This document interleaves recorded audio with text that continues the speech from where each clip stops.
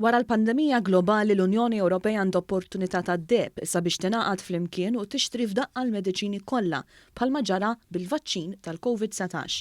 Dan intqal mid-Deputat Prim Ministru Ministru għas-Saħħa Chris Fearn waqt li kienet jindirizza laqgħa tal-Grupp tas-Soċjalisti Ewropej illi jinsabu f'pajjiżna.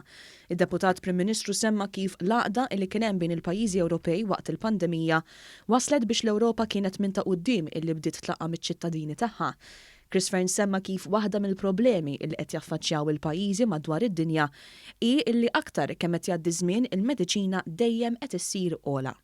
Hawnhekk semma kif meta jixtru l-mediċina bħala blokk Ewropew din tkun irħas bħalma ġara bil-vaċċin kontra il-COVID-19.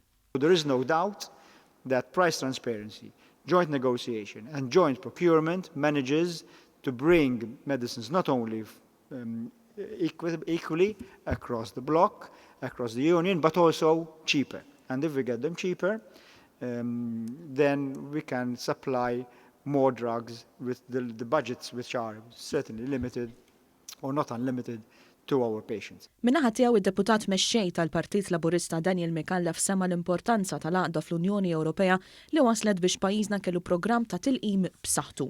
Il-Perit Mikallef tenna kif il-Partit Laburista Malti twielet biex jiġġieled għal ġustizzja soċjali. What defines us as a labour movement is our priorities, how this wealth is distributed.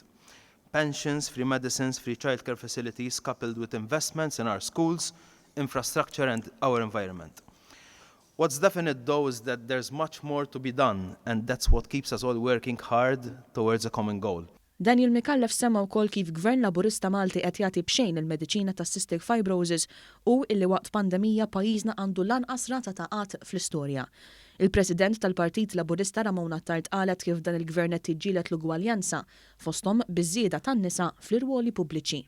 What I believe is that we speak a lot about the rule of law, quite justly about the rule of law, but for me, overcoming inequality is the greatest act of justice. Thank you.